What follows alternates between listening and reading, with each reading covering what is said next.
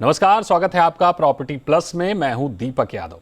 Property plus के हर episode में हम उन विषयों को चुनते हैं जिनका सीधा असर आप पर पड़ता है। हमारी कोशिश होती है कि इंडस्ट्री के दिग्गज एक्सपर्ट्स के साथ विश्लेषण के जरिए हम आपको वो पहलू दिखा सकें, वो पहलू बता सकें जो आपके लिए जानना जरूरी है, ताकि आप घर खरीदने से जुड़े फैसलों को बेहतर तरीके से ले सकें। अगर आपने गौर किया हो तो बीते कुछ महीनों में घरों की बिक्री बढ़ी है। कारण तमाम है, फिर चाहे वो सस्ता होम लोन हो, सरकारी छूट हो या फिर घरों की कम हुई कीमतें। लेकिन क्या ये सारी बिक्री नई प्रॉपर्टी में हुई है? तो जवाब होगा नहीं। कोविड काल में डिस्ट्रेस सेल बढ़ी है और तेजी से बढ़ी है। रीसेल प्रॉपर्टी में घर खरीदारों को ज्यादा बेहतर डील्स मिल रही हैं और इस बात पर मुहर लगा दी है ट्रैक टू रियल्टी के एक ऑनलाइन सर्वे ने। तो सबसे पहले एक रिपोर्ट के जरिए देख लेते हैं कि सर्वे में आंकड़े क्या कहते हैं।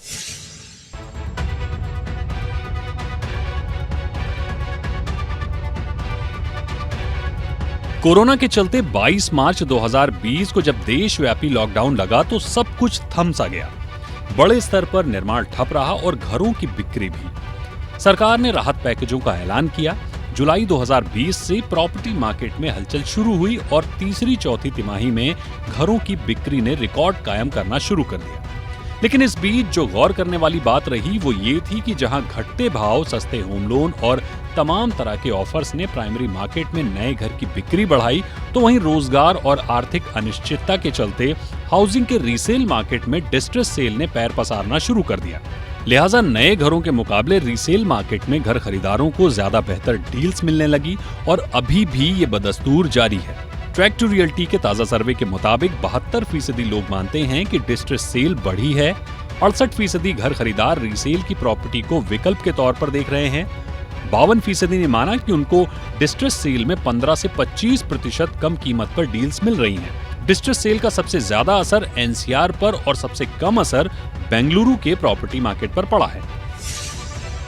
तो रीसेल मार्केट में बढ़ी डिस्ट्रेस सेल हाउसिंग सेक्टर को क्या संदेश दे रही है और आपको इसमें कहां फायदा नुकसान हो सकता है, समझने की कोशिश करेंगे। हमारे साथ कुछ मेहमान जुड़े हुए हैं, उनसे आपका परिचय कराते हैं। हमारे साथ हैं Ravi Sinha, CEO track to realty. हमारे साथ अमित मोदी हैं, president elect CREDAI west in UP.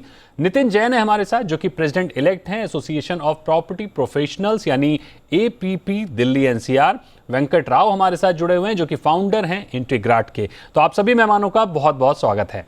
Ravi ji, मेरा सबसे पहला सवाल आपसे ही होगा। अभी तक हमने ज्यादातर रिपोर्ट्स देखी हैं जो प्राइमरी मार्केट पर बात कर रही हैं, लेकिन सेकेंडरी मार्केट पर कहीं कोई रिपोर्ट नजर नहीं आती है, जबकि तमाम एक्सपर्ट्स का मानना है कि कोविड ने डिस्ट्रेस सेल बढ़ाई है। आपने सेकेंडरी मार्केट पर फोकस किया, क्या वजह रही इसकी? दुनिया के किसी भी मैच्योर प्रॉपर्टी मार्केट को जब हम देखते हैं तो हम पाते हैं कि प्राइमरी मार्केट और सेकेंडरी मार्केट में सिंक होता है।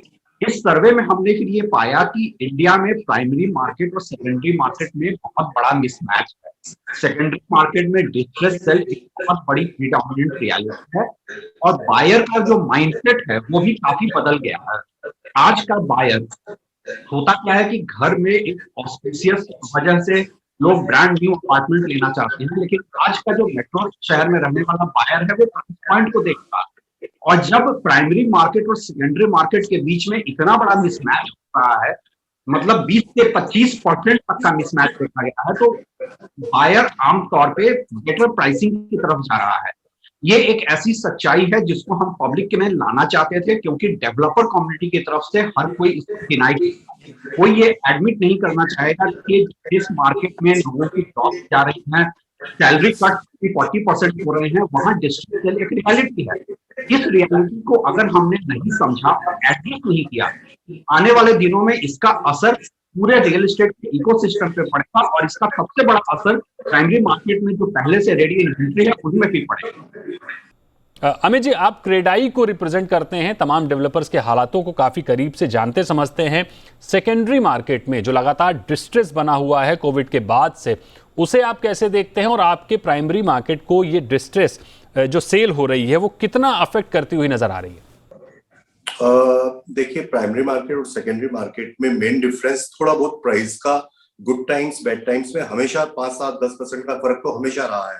और जहां तक डिस्ट्रेस मार्केट आप कैटेगराइजेशन कर रहे हैं, मेरे ख्याल से वो पार्शियली करेक्ट बोलूं या पार्शियली इनकरेक्ट बोल सकता हूं उसको। उसका कारण ये है कि आज जैसे प्री कोविड के जो नंबर्स हैं, प्राइमरी मार्केट के जो प्री कोविड के नंबर्स हैं और पोस्ट कोविड या पोस्ट लॉकडाउन के जो नंबर्स हैं, उसमें प्राइमरी मार्केट के अंदर में आप ये देखिए कि मैं चाहता हूँ 100% से भी ज्यादा इजाफा हुआ है।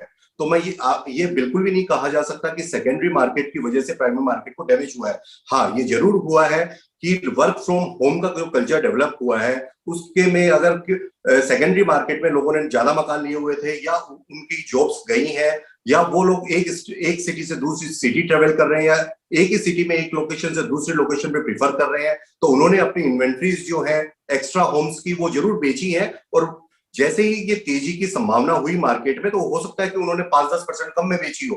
पर प्राइमरी मार्केट में जितनी मेरी नॉलेज है, चाहे मैं गुड़गांव की बात करूं, चाहे मैं नोएडा की बात करूं, ग्रेटर नोएडा की बात करूं, गाजियाबाद की बात करूं, या फिर दिल्ली मार्केट के अंदर में जो इन्वेंट्री होती है फ्लोर्स की, उनकी बात करूं, तो सारी इन्वेंट्री प्राइमरी मार्केट में बहुत ही अच्छे दामों पे है। तो इसको एक कैटेगराइजेशन करना कि ये डिस्ट्रेस सेल है, मेरे ख्याल से ये कहना बिल्कुल गलत होगा। नितिन जी, रवि जी की रिपोर्ट बता रही है कि डिस्ट्रेस सेल ने रीसेल मार्केट में घरों की बिक्री बढ़ा दी है, लेकिन अमित जी नहीं मानते हैं कि पूरे सेक्टर में डिस्ट्रेस सेल हो रही है। आपका वास्ता डेवलपर्स और घर खरीदार दोनों से पड़ता है, लिहाजा आपका अनुभव क्या कहता है? मैं कुछ हद तक अमित जी से सहमत हूँ इस चीज में। डिस्ट्रेस सेल जो पिछले 6 महीने में आंकड़े या डेटा देखा गया है हम लोगों का फ्रॉम द कंज्यूमर पर्सपेक्टिव, उसमें हमारा मानना ये है कि कस्टमर चूज करना शुरू कर दिया है उसने डेवलपर किसके साथ जाना है। तो जिस डेवलपर का प्रोडक्ट अच्छा है, क्वालिटी ठीक है और उसकी एश्योर्ड डिलीवरी है, वो वहां पे अंडर कंस्ट्रक्शन प्रॉपर्टी में डायरेक्ट बुकिंग में या जिसको आप फ्रेश सेल्स की बात करते हैं उसमें वो जा रहा है। रेडी टू मूव इन के अंदर जहां तक हम एक सेकेंडरी मार्केट की बात करते हैं, जो सेकेंडरी मार्केट डेवलपर की डायरेक्ट इन्वेंट्री, जो ready to move in inventory stuck up थी, और जो सेकेंडरी मार्केट जिसमें इन्वेस्टर फंसा हुआ था पिछले 2 साल से 3 साल से, उसको एग्जिट नहीं मिल रहा था जी, तो उसको भी थोड़ा सा पिछले 6 महीने में गुड़गांव में हमने 10 से 15% का अपवर्ड स्विंग देखा है कि जिस वैल्यू पे 4 महीने या नवंबर में घर मिल रहे थे उस वैल्यू पे आज घर अवेलेबल नहीं है। तो जनरली अपटेक दोनों तरफ, which is a very good positive sign. हमें ऐसा लगता है कि आने वाले समय के अनुसार आई थिंक उसके 2-3 कारण और भी रहे कि रेरा का जो है वो एक प्रभाव शुरू हो गया है जी, तो उन सब चीजों का भी बेनिफिट मिला है। वेंकट राव साहब, आपसे समझना चाहेंगे कि एक घर खरीदार को क्या कुछ एहतियात बरतने चाहिए अगर वो डिस्ट्रेस सेल में जा रहा है, और क्या ट्रस्ट डेफिसिट ने घर खरीदारों को रीसेल मार्केट का जो रुख कराया है, या कारण कोई और है, कुछ और आप कारण देख पा रहे हैं? मैं एक तो सबसे पहले कंग्रेचुलेट करना चाहूंगा आपको और जी को और रवि जी को और ट्रैक टू रियलिटी को, क्योंकि जो ये शो हो रहा है काफी ऑफ बीट टॉपिक पे हो रहा है और ऑफ बीट एक स्पेशलिटी रही है रवि जी की और ट्रैक टू रियलिटी की, end of course you, so that's one part of it. Number 2 is that अगर हम बात कर रहे हैं डिस्ट्रेस सेल की या सेकेंडरी मार्केट की तरफ की रुख की, या ये रिपोर्ट ये दर्शाता है कि सेकेंडरी मार्केट में जो प्राइमरीली सेल्स बढ़े हैं और शायद डेवलपर्स का ऑफटेक कम रहा है सेल्स का। मेरा मानना ये है कि देखिए ओवरऑल अगर इंटरेस्ट ऑफ द बायर्स देखेंगे वो फिनिश प्रोडक्ट की ओर ज्यादा बढ़ा है। अब ये चॉइस इनके पास अवेलेबल रहा है कि क्या हम उस डेवलपर के पास जाएं जो एकदम नई प्रॉपर्टी ऑफर कर रहा है, या उस डेवलपर के पास जाएं जो कि मेरे ख्याल से कंप्लीट फिनिश्ड इन्वेंट्री रख रहा है, या सेकेंडरी मार्केट में ऑलरेडी सोल्ड और एग्जिस्टिंग यूनिट्स के ओर जाके वो बाय आउट करें। तो क्योंकि कोविड रहा है और काफी डिस्ट्रेस रहा है ओवरऑल इकोनॉमी में, जरूर ये है कि ऑप्शंस काफी बढ़ गए थे। तो नेचुरली इस दौरान एक तो डेवलपर्स, जो सस्टेनेबल डेवलपर्स है वो कम रह गए, जो फिनिश्ड इन्वेंट्री है वो भी काफी रेट्स उनका डाउन हो गया, तो वहां जो भी सेल इंप्रूवमेंट रहा है, they have been actually both developers have been right in saying that कि उनका डेवलपर जो सेल्स रहे वो मार्जिनली इंप्रूव हुए और अच्छा काम कर रहे हैं। बट एक फैक्टर जरूर है जो एक trust deficit over the years रहा है पूरे डेवलपर कम्युनिटी पे, मैं कहूँ, या डेवलपर्स पे, वो थोड़ा सुधरते हुए पिछले दिनों दिखने लगा है। और इस वजह से उनका भी फिनिश प्रोडक्ट की ओर, क्योंकि काफी देखिए अंडर कंस्ट्रक्शन प्रॉपर्टीज में लोगों का काफी पैसा मरा है, तो नेचुरली उस तरफ रुख बढ़ के लोगों ने दोबारा इस दौरान, जबकि इकोनॉमी इस तरीके की सिचुएशन में जा रही है, वहां इन्वेस्टर कम्युनिटी भी आगे आके फिनिश्ड प्रोडक्ट के तरफ ही उनका रुख दिखाया है। अब आपका सेकंड पोर्शन पूछते हैं क्विकली, सेकंड क्वेश्चन की क्या एहतियात बरतना चाहिए। As far as RERA, as far as diligence of the promoter, अगर मान लीजिए किसी प्राइमरी मार्केट में ही लेने की कोशिश कर रहे हैं तो वो तो हम कई बार डिस्कस कर चुके हैं जी। सेकेंडरी मार्केट में यस, मैं अक्सर कहता हूं कि एक प्रॉपर डिलीजेंस जरूर कर लें, even if it is you are buying out from an individual. I always say that get this papers done through a lawyer, it will always be helpful. Ravi ji, globally secondary market में जब जब distress cell देखने को मिला है तो उसका सीधा असर डेवलपर्स पर पड़ता है, तो आपकी रिपोर्ट में कहीं इस बात का जिक्र है कि भारत में ये हालात प्राइमरी मार्केट पर क्या कुछ असर डाल रहे हैं? अमित जी ने अभी जो कहा, मैं उसको थोड़ी सी उस बात को आगे बढ़ाता हूं। देखिए, अमित जी जैसे कुछ डेवलपर्स जो लग्जरी सेगमेंट में ऑपरेट कर रहे हैं, इनको इस मार्केट में कोई डिस्ट्रेस सेल का असर नहीं होगा, और वो इसलिए नहीं होगा क्योंकि लग्जरी का जो बायर है वो स्लो डाउन प्रूफ है, रिसेशन प्रूफ है। But by and large market का स्ट्रेस आप इस चीज से भी असेस कर सकते हैं कि जो मिड साइज डेवलपर्स थे, जो स्मॉल साइज डेवलपर्स थे, वो जेवी जेडी मॉडल में जाकर बड़े डेवलपर्स के साथ मर्ज कर रहे हैं। कई लोग ऐसे हैं जो मार्केट में इस बिजनेस से एग्जिट कर रहे हैं, बड़े डेवलपर्स के यहाँ सोल्ड आउट हो रहे हैं। बात करते हैं रेडी टू मूव इन्वेंट्री पे, जो राव साहब ने कहा कि रेडी टू मूव इन्वेंट्री में सेल ज्यादा हो रही है, ये सच है। लेकिन रेडी टू मूव इन्वेंट्री में भी जब मैंने ये देखा कि क्या बायर प्राइमरी मार्केट में पिक कर रहा है या सेकेंडरी मार्केट में पिक कर रहा है, प्राइमरी मार्केट से ज्यादा डिस्ट्रेस अपॉर्चुनिटी उसको सेकेंडरी मार्केट में मिल रहा है, क्योंकि प्राइमरी मार्केट में भी डेवलपर्स प्राइस कट कर रहे हैं, ऑफिशियली अनाउंस नहीं कर रहे हैं। कोई डेवलपर अपना ब्रांड वैल्यू लूज नहीं करना चाहता, लेकिन सच ये है कि प्राइमरी मार्केट में भी आज 10 से 12% का उसको एड ऑन दिया जा रहा है। कुछ डेवलपर्स ऐसे हैं जो कह रहे हैं कि हम आपका स्टैंप ड्यूटी एब्जॉर्ब कर लेंगे, कुछ कह रहे हैं कि हम आपका पूरा इंटीरियर्स करके देंगे, कुछ डेवलपर्स ऐसे हैं जो कह रहे हैं कि हम आपको चिमनी एसी सब लगा कर देंगे। तो ये डिस्ट्रेस है, दोनों साइड है। बाय सेकेंडरी मार्केट में चूंकि लोगों के जॉब्स चले गए हैं, सैलरी कट हुई है, तो ये डिस्ट्रेस 20 से 25% का है। प्राइमरी मार्केट की जब बात करें तो ये डिस्ट्रेस इस लेवल पे है कि या तो मिड साइज डेवलपर बड़े डेवलपर के साथ मर्ज हो रहा है, या 10 से 12% का एड ऑन के साथ बायर को ऑफर कर रहा है। दोनों हालात में मार्केट में डिस्ट्रेस से बहुत साफ विजिबल है।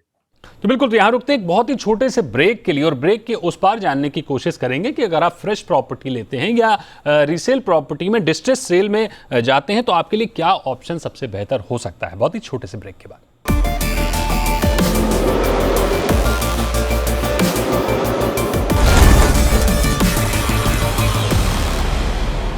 Welcome back. आप देख रहे हैं प्रॉपर्टी प्लस, और आज हम बात कर रहे हैं कि अगर आप फ्रेश प्रॉपर्टी लेते हैं या रीसेल की प्रॉपर्टी लेते हैं तो डिस्ट्रेस प्रॉपर्टी का भी एक ऑप्शन नजर आ रहा है मार्केट में, और डिस्ट्रेस प्रॉपर्टी ने किस तरह से बढ़े हुए बिक्री, जो घरों की बिक्री लगातार बढ़ी हुई है, उसमें किस तरह का योगदान दिया है। तो चर्चा को आगे बढ़ाते हैं और जानने की कोशिश करते हैं कि डिस्ट्रेस सेल से आपको कहां फायदा और कहां नुकसान हो सकता है। अमित जी, एक और ऑर्गेनाइज डेवलपर्स का दावा है कि प्राइमरी मार्केट में उनकी सेल बढ़ रही है, जो कि सच भी है, लेकिन यह आंकड़ा बहुत थोड़ा है, जिसे आप उंगलियों पर गिन सकते हैं। लेकिन दूसरी ओर डिफॉल्ट्स भी बढ़े हैं, जो प्लेयर सरवाइव कर रहे हैं, जैसा कि अभी रवि जी ने भी कहा है कि जेवी मॉडल पर ज्यादा फोकस कर रहे हैं। ये जो हालात हैं जेवी मॉडल वाले, ये क्या संकेत दे रहे हैं? जी, इसमें ना दो चीजें मिक्स हो रही हैं अपने क्वेश्चन के अंदर में। पहला तो क्वेश्चन ये है कि डिस्ट्रेस सेल जो हो रही है, तो सेल्स के अंदर में सिर्फ बायर और डेवलपर के रिलेशनशिप की बात कर रहे हैं अपन। दूसरी तरफ जिनके पास में लैंड होल्डिंग है या प्लॉट्स हैं और उसके ऊपर में उनकी कुछ लायबिलिटीज है, वो लोग आगे जेवी या जेडी कर रहे हैं। तो ये बिल्कुल सही है कि जिनके पास में प्लॉट की होल्डिंग है या आधा माल बेच चुके हैं और बनाने की स्थिति में नहीं है, वो लोग किसी तरह से को डेवलपर या जेडी जेवी के अंदर में जा रहे हैं। ये बात बिल्कुल सही है।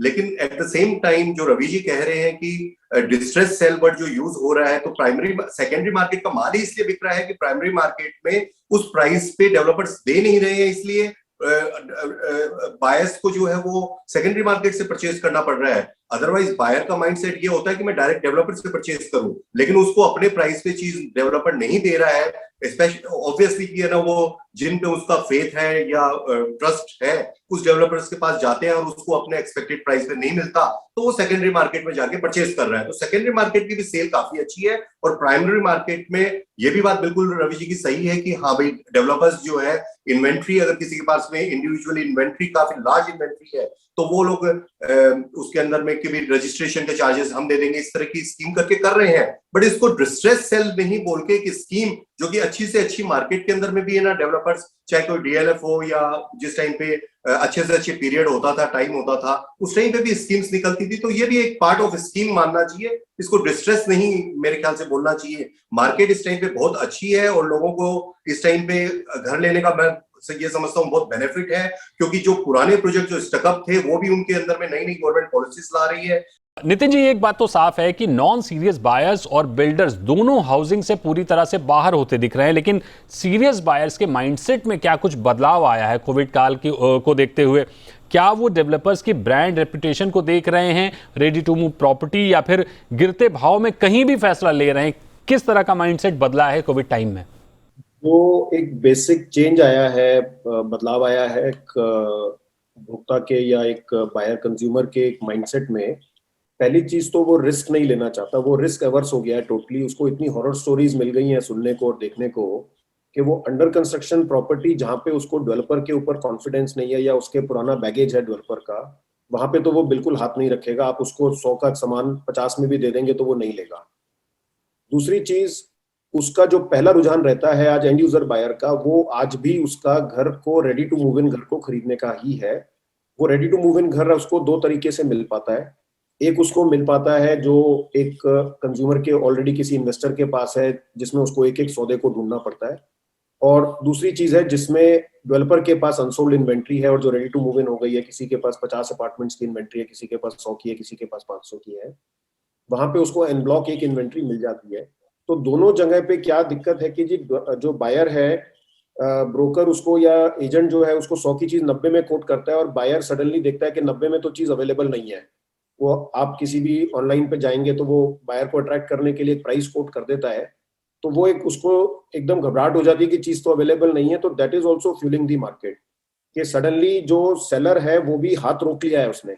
हमने काफी जगह ये भी देखा है कि जो सेलर पहले 100 की चीज 80 में देने को तैयार था और जिसके पास होल्डिंग कैपेसिटी है वो सडनली उसने रोक ली है चीज, तो उसकी वजह से भी एक कारण बना है रेट में। दूसरी चीज, एक जो कोविड काल के बाद एक जो सबसे मेजर चेंज देखने को मिला है कि सडनली जो आदमी एक कंजेस्टेड इलाकों में रहता था दिल्ली में या आसपास में, वो एक बेटर इंफ्रास्ट्रक्चर में मूव करना चाह रहा है, जहां पे घर के बाहर उसको क्या फैसिलिटीज मिल रही हैं। उसको ये डर लगता है कि जी मेरे बच्चों को कोविड काल के दौरान अगर मैं सोसाइटी के अंदर लॉक हो गया तो क्या उनको खेलने के बाकी सुख सुविधाएं उसको है या नहीं है सारी। तो वो सारी चीजों को भी आज वो काफी इंपॉर्टेंस देने लग गया है। राव साहब, आपका वास्ता रेरा और ग्राहकों से लगातार पड़ता रहता है, तमाम तरह के केसेस आप देखते रहते हैं। मौजूदा मार्केट को देखते हुए विवादों पर कितना लगाम लगा है? क्या घर खरीदारों का प्रॉपर्टी मार्केट में विश्वास बढ़ा है? संतुष्टि का जो स्तर है वो कैसा है? क्योंकि रीसेल प्रॉपर्टी में लोग जाते ही इसलिए हैं क्योंकि लोग वहां पर रह रहे होते हैं, प्रॉपर्टी को समझना आसान रहता है। नई प्रॉपर्टी के अपने फायदे नुकसान है, तो अभी रीसेल और नई प्रॉपर्टी को देखते हुए घर खरीदार का जो संतुष्टि का स्तर है वो कहां पर है? देखिए, सबसे पहली बात तो कहूंगा, कंज्यूमर कॉन्फिडेंस इतना एरोड हो चुका था पिछले दिनों कि संतुष्टि आप कहेंगे या विवादों की बात कहेंगे, वो देखिए लेगेसी इश्यूज, और हम रहेंगे कम से कम 2-3 साल और हम इस लेगेसी इश्यूज को देखेंगे। एटलीस्ट मेरा गट कहता है कि 3 से 5 साल लगेगा ये कंप्लीट लेगेसी एक इशू को हम क्लियर आउट करके प्रॉबेबली एक डेवलपर साइड भी कहिए या इवन बायर साइड भी कहिएगा, एक स्टेबिलिटी पे पहुंचने में, एज फार एज विवादों को कहें। और इस तरफ अगर देखेंगे, even from the apex court से लेकर लोएस्ट ऑफ द कोर्ट्स, काफी हद तक कंज्यूमर फ्रेंडली जजमेंट्स आए हैं और कंज्यूमर एक्टिविज्म काफी बड़ा है। इस वजह से एक अंकुश तो देखिए overall across the board real estate में एक डिसिप्लिन आने की जो उम्मीद थी वो आ रही है। काफी डेवलपर्स भी मैं कहूंगा कि काफी वो एक अपने आप सेल्फ डिसिप्लिन की ओर बढ़ रहे हैं। डिस्ट्रेस प्रॉपर्टीज में यस, एक थ्रेट जरूर रहता है, मैं कहूंगा कि specially from the perspective of lending institutions का और रीसेल वगैरह का। बाकी ओवरऑल मैं कहूं कि अब थोड़ा इंप्रूवमेंट है। आई थिंक ये बहुत अच्छा है कि कम से कम ये कह रहे हैं कि हम सेल्स हो रही हैं, अच्छी प्राइमरी हो रही है, सेकेंडरी हो रही है, रियल एस्टेट पे at least consumer is coming back. Nitin ji, आप कुछ कहना चाह रहे थे, समय कम है लिहाजा कम शब्दों में अपनी बात पूरी करिए। मेरा एक निवेदन है कस्टमर को, कंज्यूमर को भी, हम लोग कोई भी काम अगर हमें परेशानी है तो हमें कहीं ना कहीं जब एक चीज झगड़े में पड़ जाती है या कहीं ना कहीं एक डिस्प्यूट पड़ जाता है, कोर्ट और जो लीगल प्रोसेस है वो बहुत लंबे हैं। हम एक ही गुजारिश कर सकते हैं कस्टमर को कि जी डेवलपर के साथ बैठ के कोई मिडिल वे निकाल के और पुराने झगड़े को जितना जल्दी वो खत्म करके घर का कब्जा लेगा, क्योंकि हमें अगर डेवलपर के प्रोस्पेक्टिव से भी चीजों को देखते हैं तो लीगल कंप्लायंस, एनजीटी, बहुत सारे सप्लाई चेन मैनेजमेंट, क्लियरेंसेस, ओसी के बहुत सारी अदर भी चीजें। मैं ये नहीं कह रहा कि डेवलपर ने गलत नहीं किया या कुछ डेवलपर्स ने गलत नहीं किया, बट साथ में कस्टमर को ये भी समझना पड़ेगा कि जो मल्टी स्टोरीड बिल्डिंग है हिंदुस्तान में, जो इंफ्रास्ट्रक्चर है उसमें 3 साल में 20 मंजिल की या 25 मंजिल की बिल्डिंग बनाना इम्पॉसिबल था। ठीक बात। जो डेवलपर भी शायद एक्सपीरियंस नहीं थे उतना, तो उन लोगों ने एक मिस प्रॉमिस या एक फॉल्स प्रॉमिस कर दिया, ना जानते हुए और ना चाहते हुए भी। तो कस्टमर को कहीं ना कहीं रियलाइज करना पड़ेगा कि जी हमें कहीं ना कहीं मिडिल पाथ डेवलपर के साथ बैठ के कोई रास्ता निकाल के जितना जल्दी। ठीक बात है नितिन जी, घर खरीदार तो हर संभव प्रयास करता है ताकि उसका घर किसी तरह से खटाई में ना पड़े, लेकिन अनऑर्गेनाइज्ड प्लेयर्स ने प्रॉपर्टी मार्केट को जिस तरह से खराब किया है, घर खरीदारों को ना को चने चबवाए हैं, उससे घर खरीदार भी अब हर कदम फूक फूक कर रख रहे हैं, जो कि जरूरी भी है। वो अलग बात है कि इस वजह से अच्छे डेवलपर्स को दिक्कतें झेलनी पड़ती हैं। रवि जी, समय कम है लिहाजा संक्षिप्त में अपनी बात बताइए कि वर्तमान हालातों को देखते हुए भविष्य का प्रॉपर्टी मार्केट किस तरफ जाता हुआ दिख रहा है। हमारे को ये देखना होगा कि हम फ्यूचर में किधर जा रहे हैं। जब तक इंडियन रियल एस्टेट में एक वैल्यूएशन मैट्रिक्स नहीं होगा तब तक ये मिसमैच होता रहेगा, तब तक डिस्ट्रेस सेल चलता रहेगा। देखिए, कोई डिस्ट्रेस में अपनी प्रॉपर्टी नहीं बेचना चाहता है। प्रॉब्लम ये है कि जिस मार्केट में कोई वैल्यूएशन मैट्रिक्स नहीं है, मुझे नहीं पता मैंने जिस रेट पे खरीदा था वो आज सस्टेनेबल रेट है या नहीं है, मुझे पैसे की जरूरत है, कोई स्टैंडर्डाइज्ड प्रोडक्ट ये है नहीं। तो मुझे लगता है एक जब तक वैल्यूएशन मैट्रिक्स क्रिएट करना होगा कि इस प्रॉपर्टी की ये वैल्यू है, फेयर वैल्यू ये है, वो नहीं वैल्यू है जो बिल्डर अब उसे बता रहा है, या वो वैल्यू नहीं है जो मार्केट देने को भी तैयार नहीं है। तो एक वैल्यूएशन मैट्रिक्स अगर क्रिएट कर दिया जाए तो इस तरह के डिस्ट्रेस सेल को थोड़ा कम किया जा सकता है।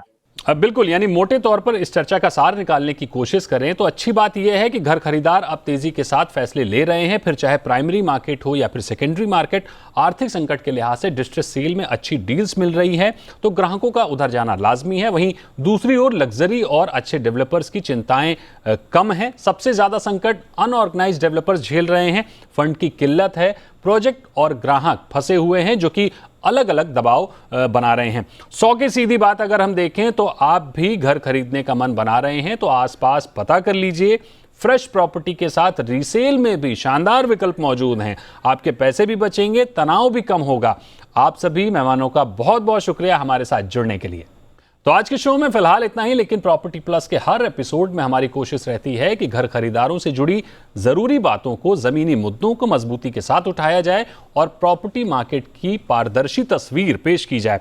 आप अपने कोई सुझाव अगर देना चाहते हैं तो हमें संपर्क कर सकते हैं। हमारे तमाम तरह के ऑप्शन हैं, आप हमें मेल कर सकते हैं, आप हमें व्हाट्सएप के जरिए भी अपनी राय दे सकते हैं। तो आज के शो में इतना ही, फिलहाल आप बने रहिए जी बिजनेस पर। नमस्कार।